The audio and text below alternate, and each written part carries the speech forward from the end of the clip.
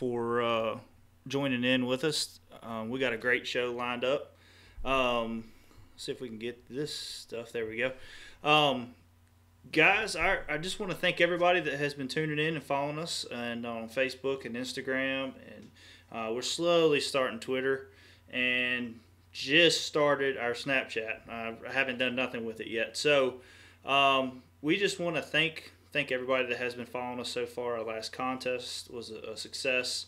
And guys, it's going to be many more of those. So if you get a chance, go in, follow us on Instagram, on Facebook. You can follow us on, I'll have it up soon on Twitter. Not Twitter. Yeah, Twitter too, but also Snapchat. So I'm new with Snapchat, don't know much about it, so we're trying to grow that. We got a great show lined up for you guys tonight. Bradford Beavers, he's the boater that won the Costa Series Championship on Kentucky Lake, and we're also going to have the co-angler Justin Hicks, which is a Virginia local from Roanoke. So we got both of these guys coming on tonight. We got a great show. I hope y'all enjoy it.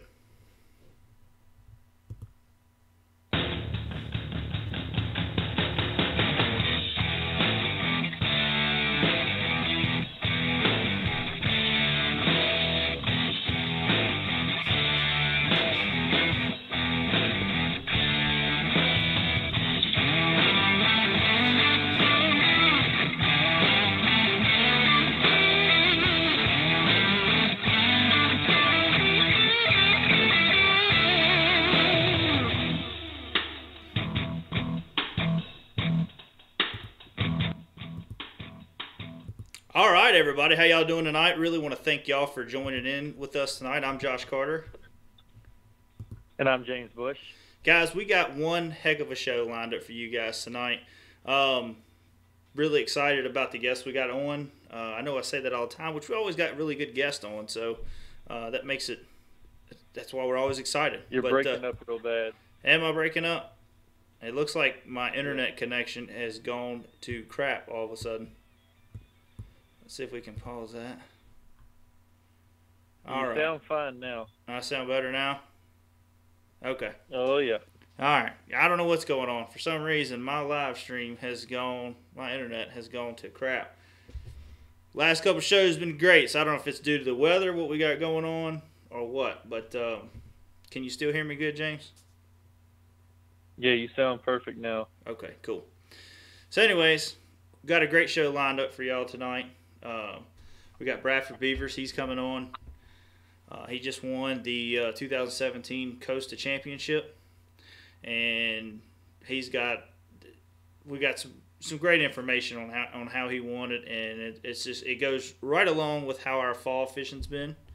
So it's just going to be a great show with that. So and then after that we got Justin Hicks. He's our Virginia local from Roanoke, Virginia, and he's going to come on and tell us exactly how he was able to put it together as a co-angler and get the win. So it's going to be a great show, especially if you fish these events as a co-angler or BFLs or the Federation or whatever. I think it's going to be a great show. So James, what have you been up to lately, bud?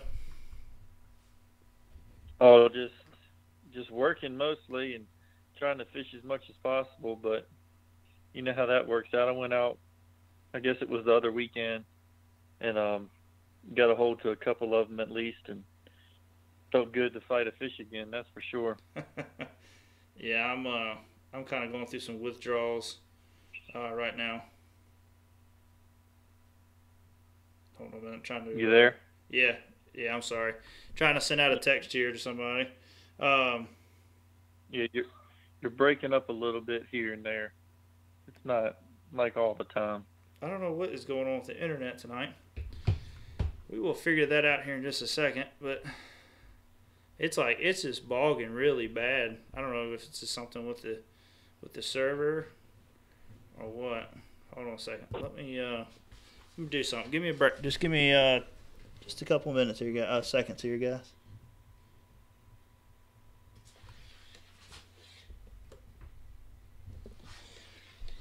Yeah. It's just the internet has just bogged. So anyways, I'm trying to make sure ain't a bunch of people on their Wi-Fi. All right, you got me, James? Yeah. All right. Well, I'm hoping everything goes smooth. I'm sorry for the guys watching the live on YouTube. It is acting really nuts. But anyways, we got a great tournament coming up this weekend for Landon. It's our charity event.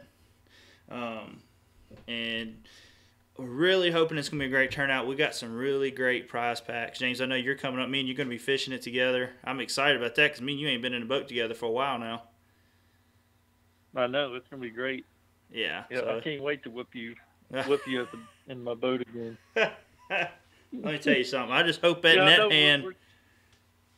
I just hope your net hand is strong. That's all I'm gonna say, because you're gonna be lifting a lot of them fish when I set the hook. I hear you.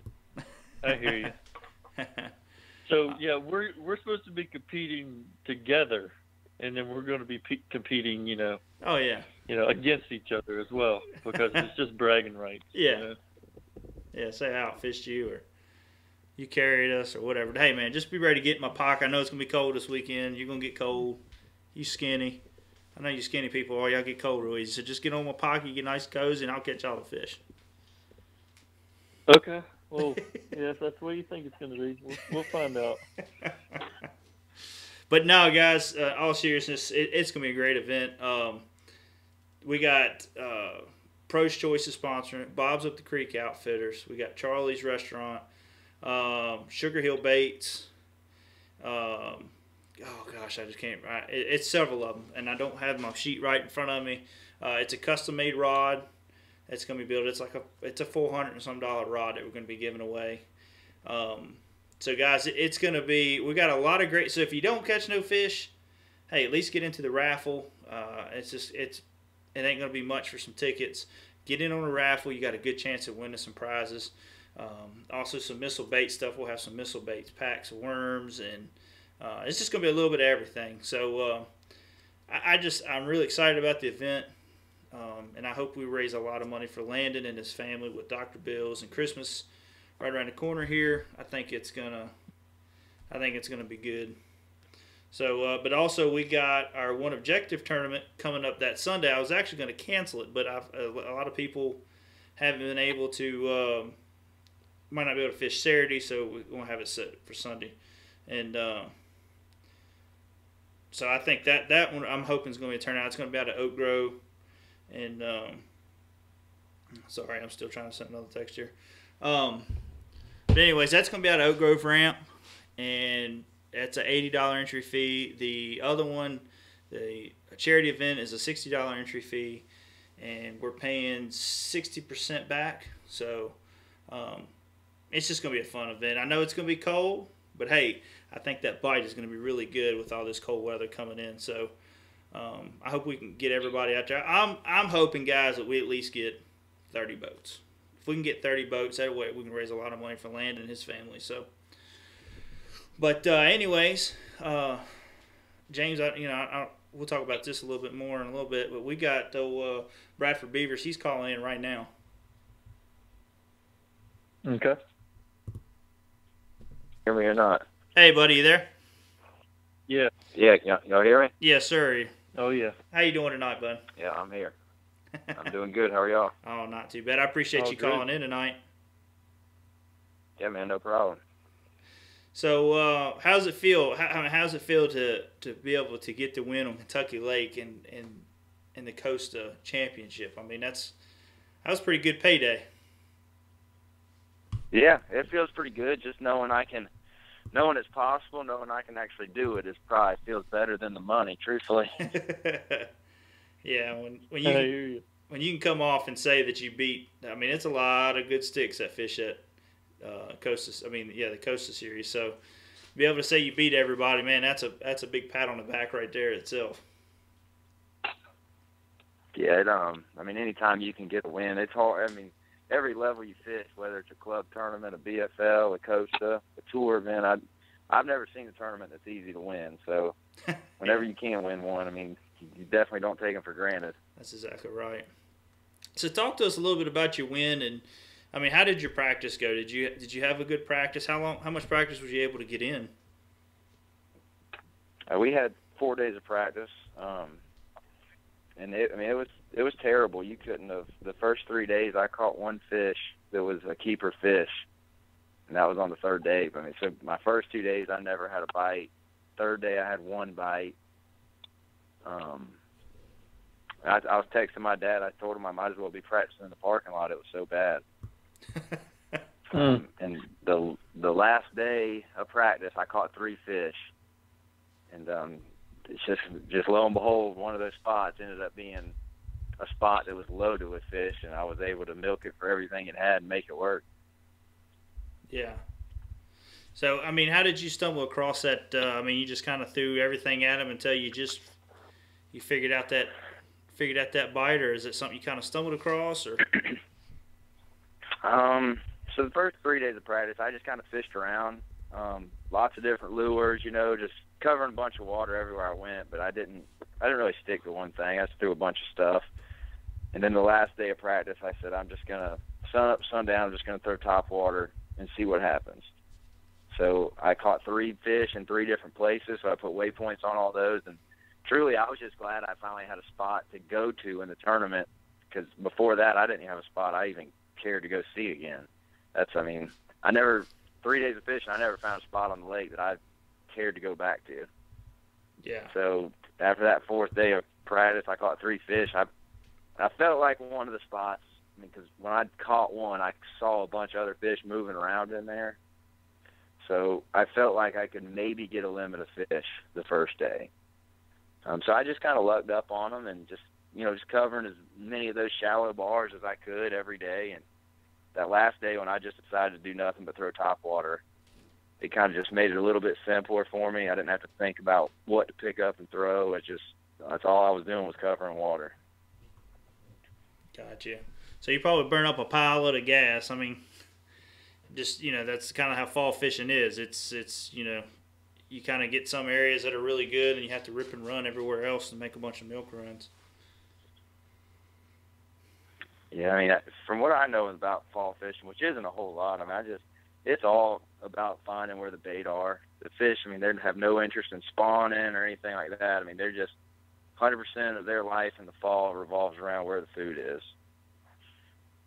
Yeah. So all those spots that I did manage to catch a fish that third day had a bunch of gizzard shad moving around on them. So, I mean, I felt confident there were some fish in those 3 spots, and I'd be able to catch some. I got you. Well, something that's always, they always say that, and I think I've brought this up in a couple other shows when we go to talking about fall fishing. And do you ever think that sometimes there's too much bait, and it's hard to get a bite? Have you run into that situation where you're like, man, it's way too much bait in here. This ain't gonna work? Yeah. One time on Lake Murray back here, where it's 2 hours from my house, I remember getting into a cove one time, and there were so many bait fish you could throw a crankbait out there and you were snagging them on every single cast. And the bass were in there, and the stripers were in there eating them, and there was no chance. I couldn't catch any fish because there was so much real bait moving around. I mean, you never had a chance. But I've only seen that once. I mean, I'm sure some people have seen it before, but that's the only time I've ever seen it in freshwater. I've seen it in saltwater a good bit, but freshwater, that's the only time I've ever seen way too much bait even have a chance to catch anything. Yeah, and I've seen that before, where you kind of just you run in the back of a creek and you're like, all right, they always say if a bait fish is here, it's here. And then you get back there and you're like, you think they just get real picky and they're real selective, that time, so it makes it harder to, catch something. You think that's what it is? They're just so selective on what they're feeding on. I think I don't think the odds are in your favor when there's that much live bait around. Yeah. If there's 100,000 bait fish in front of them and one lure, I mean, I think that they've got a lot to choose from, and I don't see why. I mean, the most fake thing in there is going to be your lure. So yeah, I don't know why they would choose our lure over the real thing. Now I'm looking at pictures of from FLW here, and they're showing you 2 baits, a whopper plopper And this looks to be either a Zara spook or another brand of a stick bait there. What's up with that one right there? Have you caught so many fish off of it, it's knocked the chrome all the way off of that thing? I think it's been rolling around in my tackle box for so many years that the chrome's knocked off of it. Yeah, they took that picture during our fog delay, and at that point I had caught one fish the first day on a whopper plopper, and everything else, the other 9, had come on the spook. So yeah, that one in that picture was just a regular Zara spook without a rattle. But so in the last day, I did catch a couple on a fluke that I didn't get a picture of because I hadn't, up until that last day, I hadn't caught a fish on one. Yeah. What do you think about that whopper plopper? I hate it.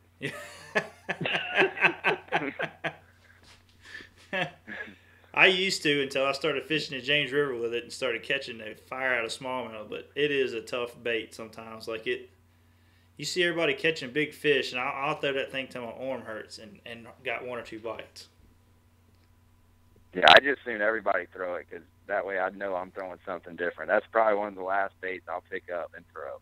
I mean, it's great to cover water with. It's a great concept, but I fished it a lot, and I haven't caught any fish on it, and so I don't have any confidence in it. Yeah. And if you don't have confidence on it, you might as well not throw it because, I mean, you know, if you don't have any faith you're going to catch them, you're probably not going to catch them. Yeah. Well, I know But I did manage a fish on it. Oh, well, that's good right there, man. I know on the James River, I got to a point where I wasn't really doing that well. We actually went kayak fishing, and seen other people posting pictures of this catching fish on this whopper plopper. So I went and bought some, went out on James, was fishing, and it was on in. I mean, they hit that thing. Like, I mean, they're ready to kill it. You know what I mean? It ain't like they're just hitting at it to get it. I mean, they are mad at that thing. And I fell in love with it. And I've gone on Smith Mountain a couple times and thrown it and caught a few, but I just don't think it does as well on that lake, at least for me, as it does like on a river or something. I've got 3 in my boat. I'll sell you after we're done with this if you want them.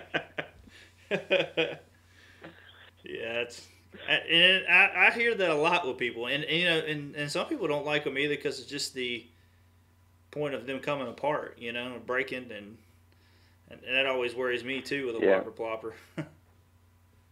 I mean, I think it's a lot like Alabama rig. Some people absolutely love it and caught a ton of fish on it. Then you'll talk to some people that have thrown it for years and haven't caught but 1 or 2 fish on it. So I think it's all boils down to a confidence thing. I know James Watson, he fishes FLW. He loves the whopper plopper, and he's been very successful on it. Yeah. Yeah, I mean, and that's how a lot of them are. A lot of them's done really well with it. The A-Rig, I wish they would quit making all of them. I can't stand it. I've lost so much money with that gosh darn A-Rig.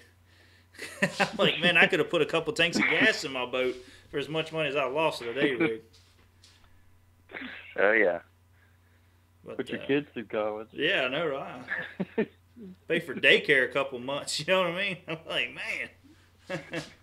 But, James, you got any questions for him before I go any further? Yeah, what was the water temp and everything that you were fishing? Water temperature? Yeah. It was, I'd say it averaged anywhere from 57 to 62 the whole time I was there. I think it was a good bit warmer, but when we got there in practice, I mean, every day was in the low 30s, you know, and I was fishing with long johns and bibs and jackets on, and we, you know, for the whole 4 days of the practice, I never took any of those clothes off the whole day. It warmed up a little bit during the tournament days, but the water temperature didn't really change a whole lot. So right around 60, I'd say was the average water temperature. Was the weather conditions, were they pretty steady the whole time of the tournament? Yeah, the whole time of the tournament, it was, for the most part, pretty overcast. The last day it got sunny, but it was warm. Just kind of humid and warm, really. I mean, kind of the exact opposite of what we had in practice. It was pretty cold. I mean, everybody was fishing with gloves on, and then the first day of the tournament, I think that morning was like 61 degrees. Yeah, well, that's not bad. Yeah. How much do you think the weather, like a cold front or something in the fall, affects the fish compared to in the spring? I dread cold fronts in the springtime. In the fall, I don't think it affects them near as much. That's what I've always thought too. Yeah, I think we all know it doesn't shut them down because somebody always catches fish, but it makes the bite a lot tougher in the springtime than it does in the fall. I think sometimes in the fall it'll help it because it'll get the shad moving around. Yeah. Yeah, I think So it has definitely. like in the spring when it happens, they're trying to set up to do their thing. And Yeah. I think when it comes in, it just kind of shocks them and they have to pull back down. So to me in the fall, a cold front coming through is, it's not as hard on them as it is in the Yeah, spring. definitely. I know. When I was younger, a cold front would come through. You'd almost not even want to bother going fishing because you know it's going to be a tough day. But in the fall, I just don't think it affects them that much. Yeah. All right. Thank you. So talk a little bit about your year and getting qualified for the championship. I mean, which division did you qualify through? I know you fished a couple of them. Did you fish all of them this year, or did you fish 2 of them? Divisions? Yeah, in the Costa Series. All I fished was the Southeastern. I qualified for the FLW Cup last year through the championship at Table Rock. Yeah. So I fished this year. All I did was fish the Southeastern Division. I fished a few BFLs around the house. But I didn't want to get overwhelmed because the Cup was just 2 hours from my house. So I wanted to be able to spend all my free time practicing for that. So I didn't want to fish multiple divisions, but I just fished the Southeastern. So we went to Okeechobee, Seminole, and Chickamauga. And Okeechobee was all right. I think I finished maybe 45th, 46th out of 250, and Seminole was pretty good. I finished 7th on that one. And Chickamauga was kind of had a fiasco the first day with a co-angler that had to leave in an ambulance, but I missed the check by I think 9 ounces, but I was like 56th or something. Wow. So I finished 13th for the year points.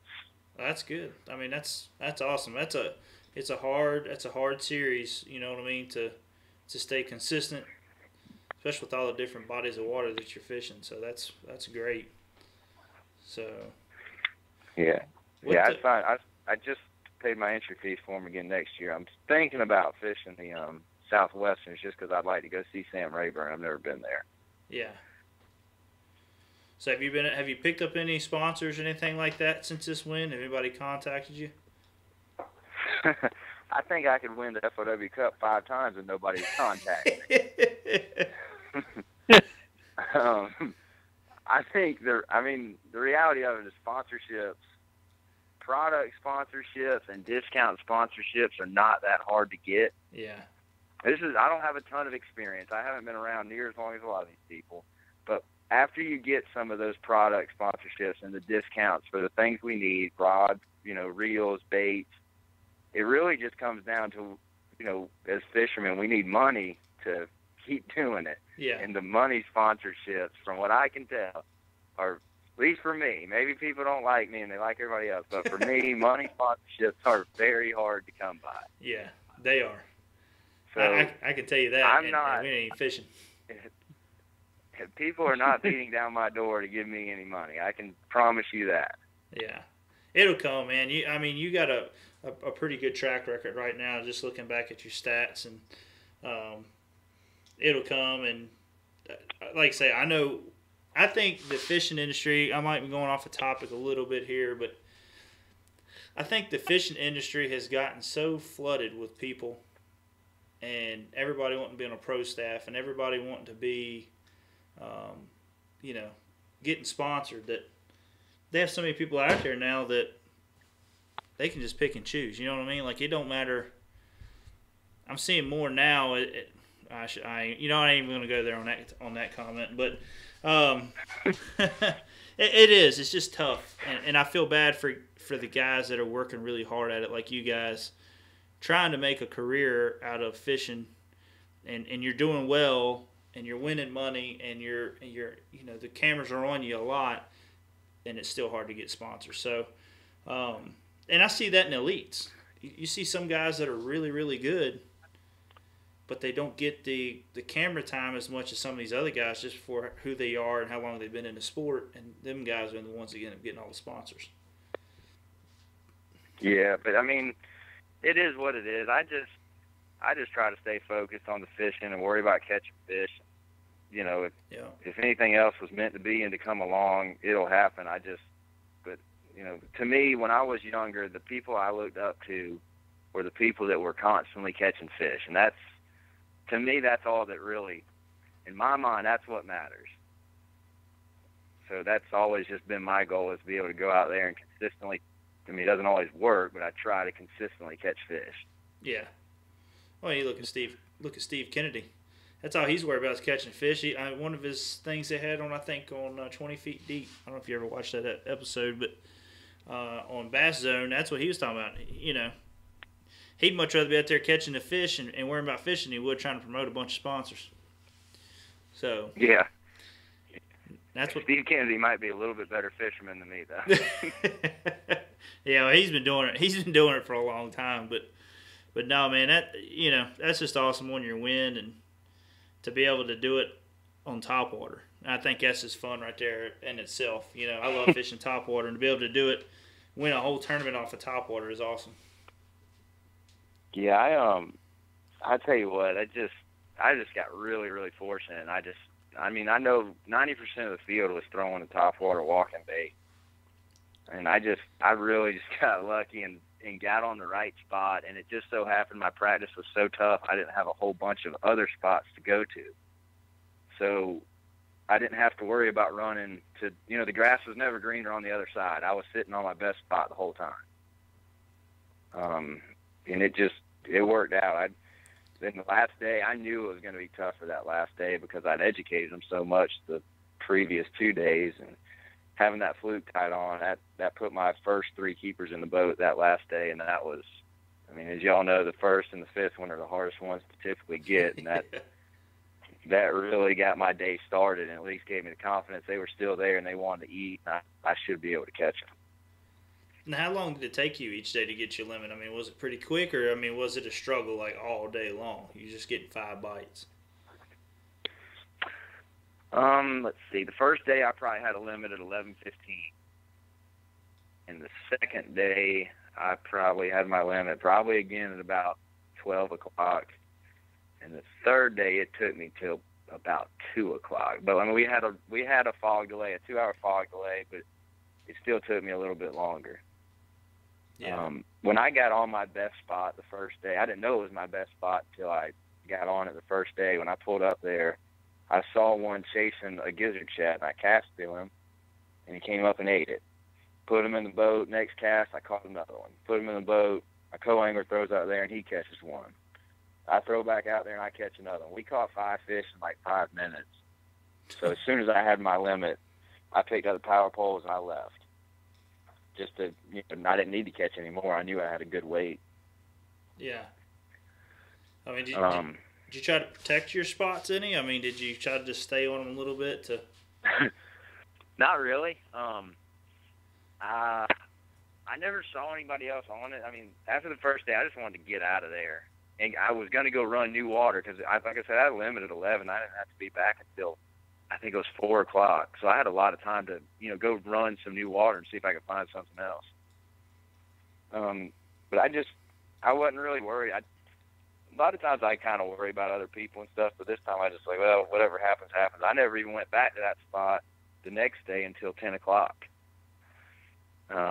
which might have been stupid, but I've messed up before in the past where, you know, I don't catch them in my first spot, and I catch them in my second spot, and that's where I go very first thing the next day. But it turned out it was a timing deal, and I ended up getting discouraged because I didn't catch anything the first time.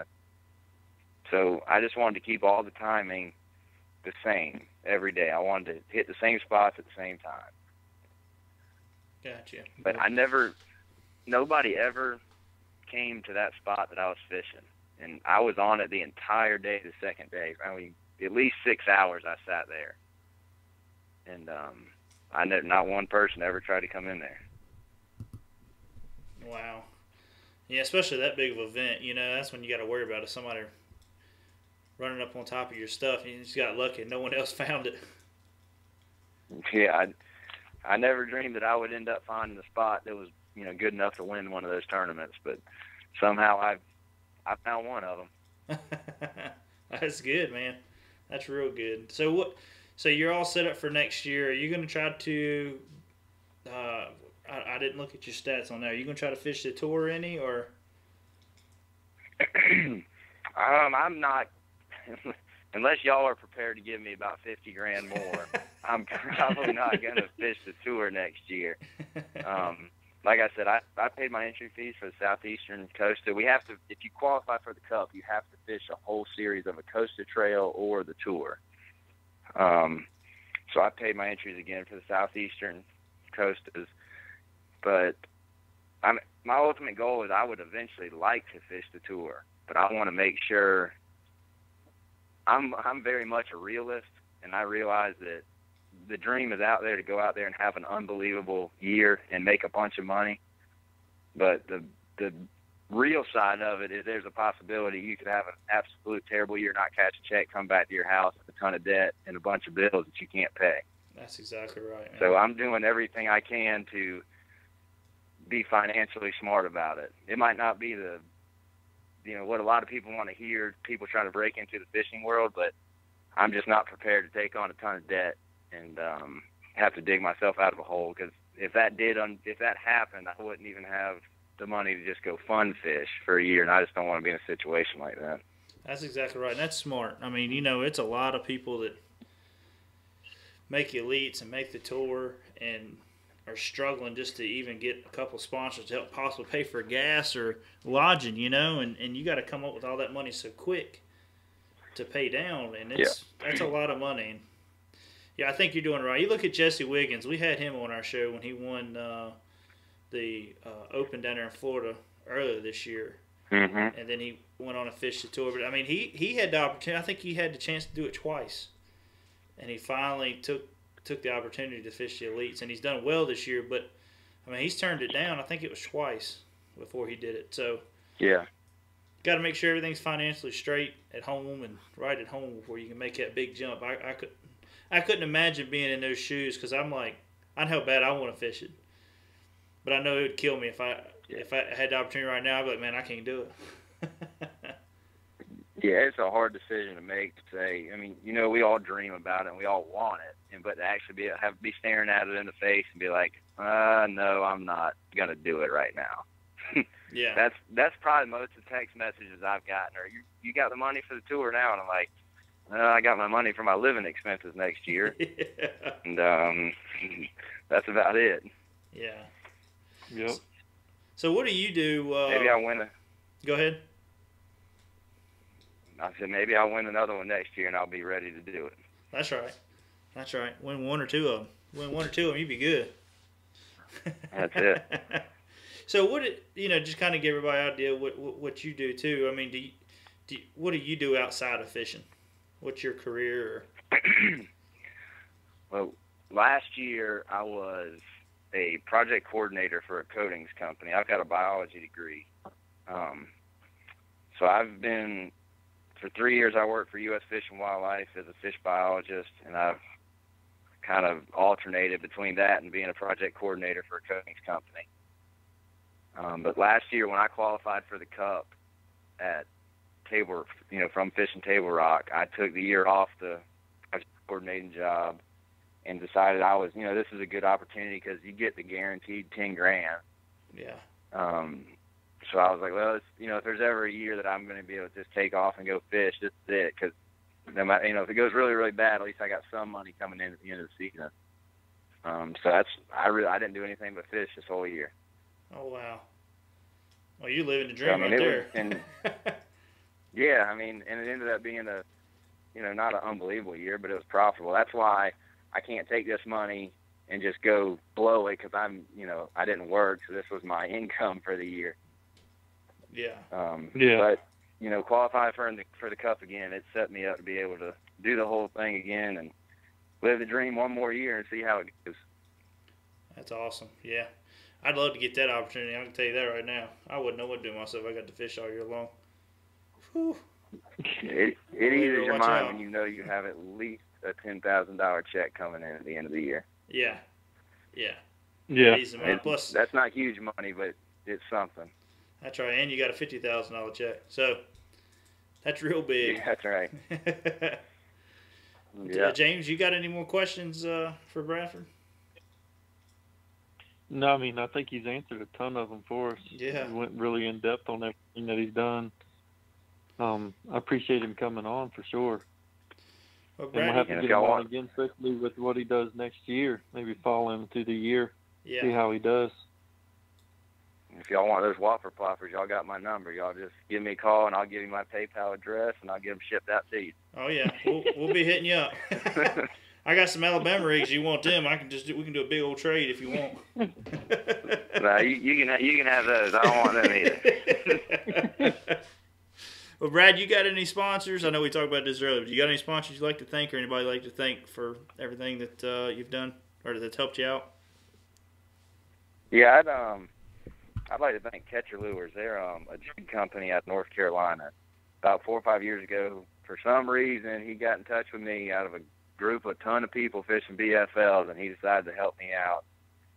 It's been we've worked really well together the last few years, so I'd like to give him a big thanks because he's, I don't know why he chose me, but he took a chance to help me out, and it's really been a huge help for me.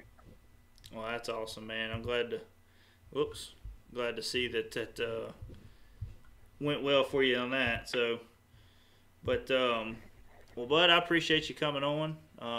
And like I said, we're gonna keep up with you, and we'll try to get you on maybe next year, and see how your season's going. Hopefully we'll get you on here for another win. I will tell you this, and I've told our other guests. Last couple of guests we've gotten on has had a good, either won a tournament not long after, or done really well. So. I'm telling you, man, go fish. Go find you a tournament to fish or something, because I think we're going to give you some good luck. All right, yeah, I'll call y'all every day if y'all going to give me luck like that. All right, buddy. You have a good night, man, and I appreciate you coming on. All right, man. Thanks for having me. Man. Thank you. That was a good interview. He seems like a down-to-earth kind of guy, and I like that he's like you said, a realist. He understands that you can't. Granted, we had Caleb on the other day, and he's ready to go out and fish the elites, and he was looking. I mean, not the other day, the other week, and he was ready to go and fish the elites, and hoping he comes up with enough sponsors to help do it. But I think too on his end, he's being smart with it too. Oh yeah, I mean, it's definitely two different scenarios there too, Yeah. The elites as a whole, to me, the elites are a whole different thing. That's a whole lot harder, I think, to even get into, Oh yeah, I think a lot it is of people too. try to get into any tour. It's really hard to get into.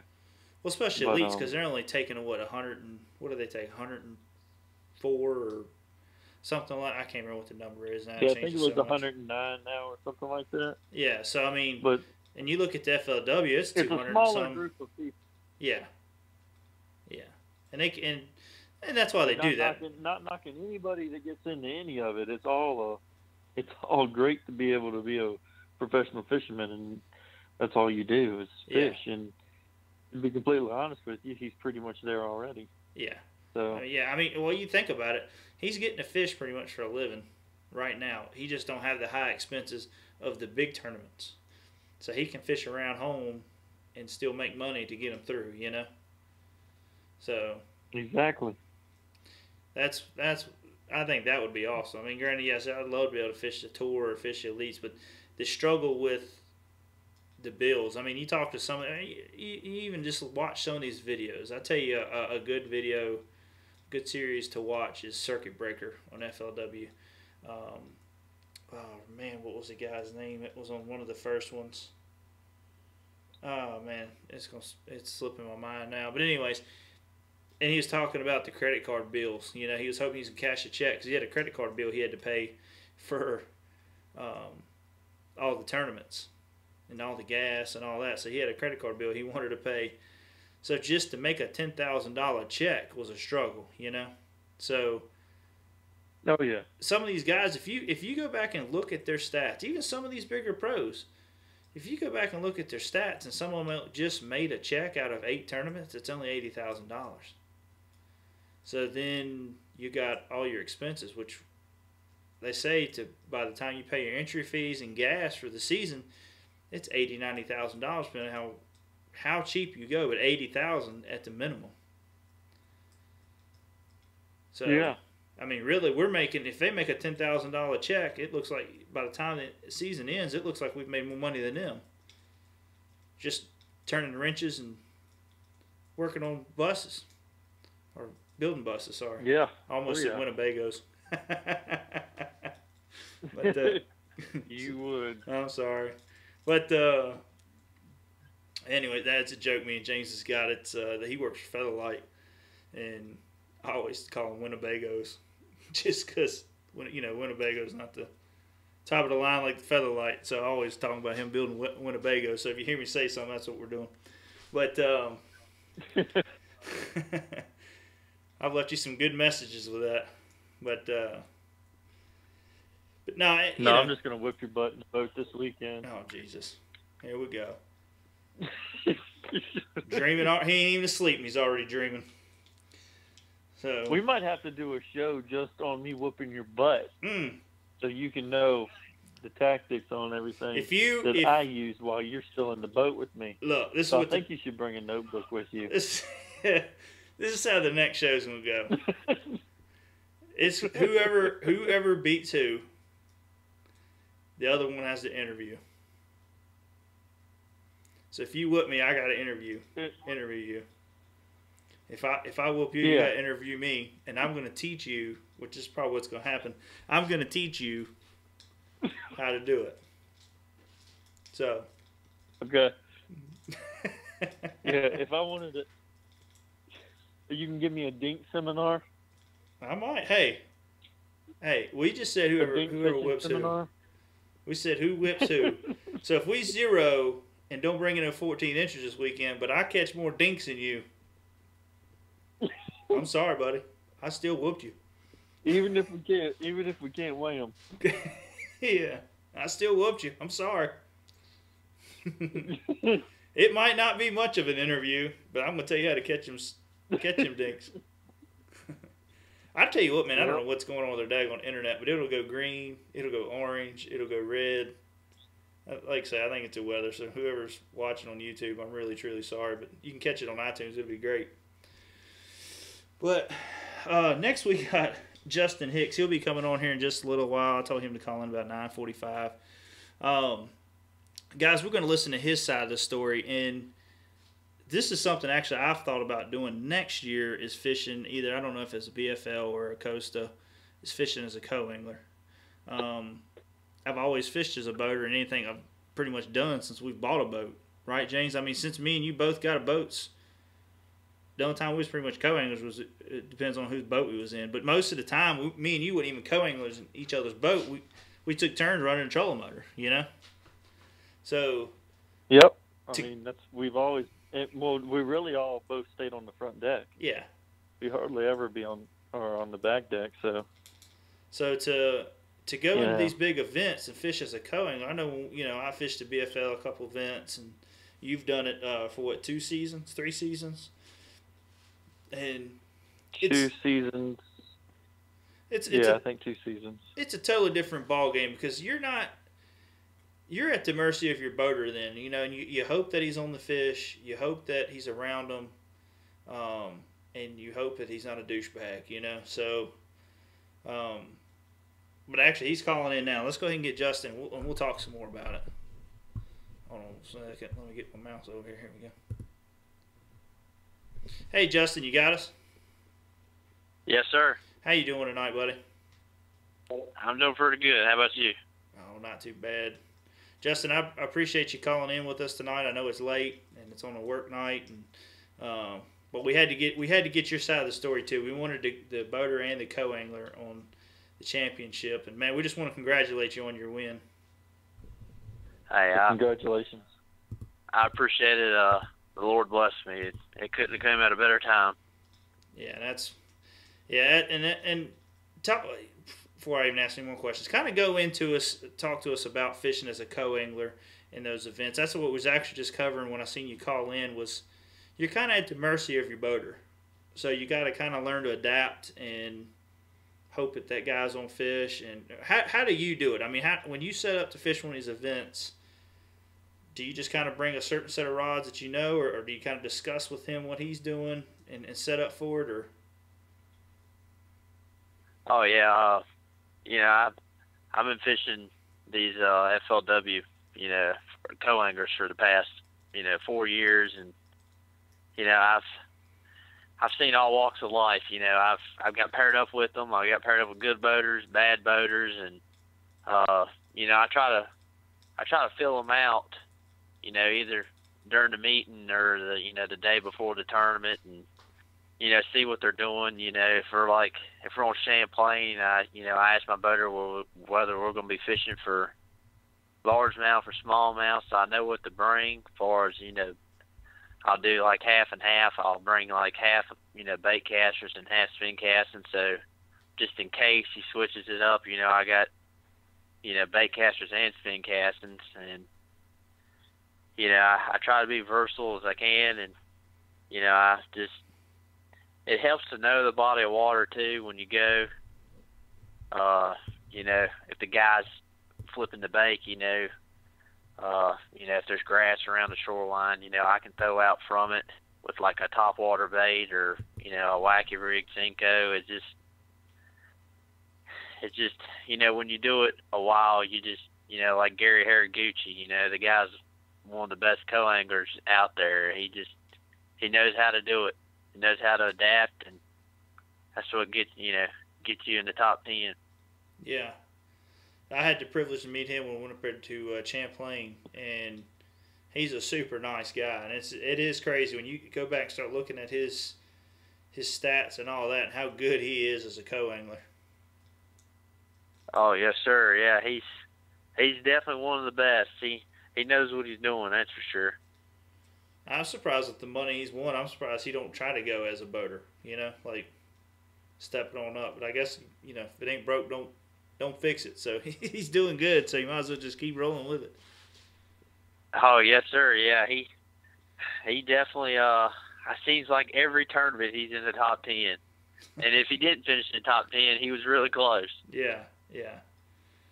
So tell us a little bit about how practice went. I mean, did you have somebody you went down and practiced with, or how did that go for you? Well, I usually leave on Friday or Saturday before the tournament so I can get practice in. But this tournament here, me and my dad, we were fishing here back on my home lake, and we was actually fishing for a boat, and it was Saturday and Sunday, and I left Monday morning to drive to Kentucky Lake, and it's about an 8.5 hour drive, and I got there Monday night, and I only had one day of practice. Went out with a guy named Mike Blake. We went out practicing Tuesday from daylight till dark, and I never caught a fish. And I was, real discouraged about the tournament. I didn't have really high hopes of winning or nothing. It was just, I knew it was tough because the water temperature, dropped dramatically. And I had 2 big blow-ups on, late in the day on top water, and didn't hook them. And I just knew come tournament time, I said, man, that's the only thing I've gotten, bid on. So I knew I had to throw it. And I've heard, during that time of the year, if he was going to win, it was going to have to be on the top water. And I just knew that was going, what I had to do. Yeah. So on your first day, did you have any bad boaters on this? I ain't expecting you to throw nobody under the bus, but did everybody work with you real well and put you in a good position, which, evidently did. You won it, but. Oh, yeah. The first day I got paired up with John Duvall, he told me, before we blasted off, he told me, he said, man, I've been up here for the past 3-4 days, and I've never even caught a keeper fish. So he said, we're just going to stay close to the ramp, and he said, we're just going to stay close to the ramp and not go far, and we're just going to hit everything here within sight of the ramp. And it just, it was a little discouraging knowing that, he wasn't on nothing. But, when it's meant to be, it's meant to be. That's right. Yeah, once you put it in the Lord's hands, man, he makes things right for you. You put your faith in the Lord, and he'll make things right. You know what I mean? So. Oh yeah. I was praying hard about it, and I asked, Lord, if it be your will for me to win, which I was hoping it was His will for me to win, and it was. So. That's right. So your second day, the guy that you got paired up with, was he on fish, or was it kind of, because you're fishing something totally different than probably the second day, right? Oh yeah, I got paired up with Jason Lambert, and I knew, he was a big stick on Kentucky Lake, and it was surprising that he zeroed.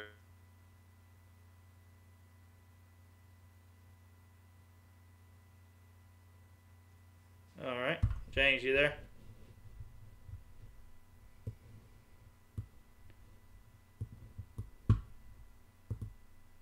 James.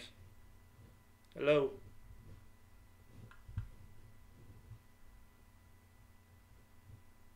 All right, well, we're having technical difficulties here.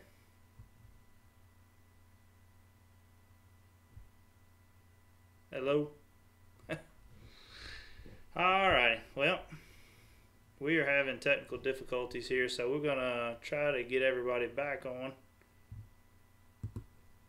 I'll let them hang up and get them to call back in.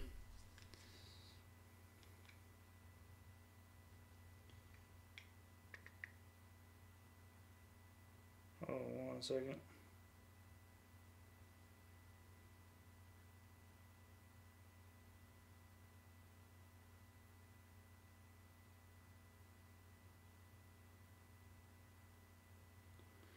And we'll see what we get.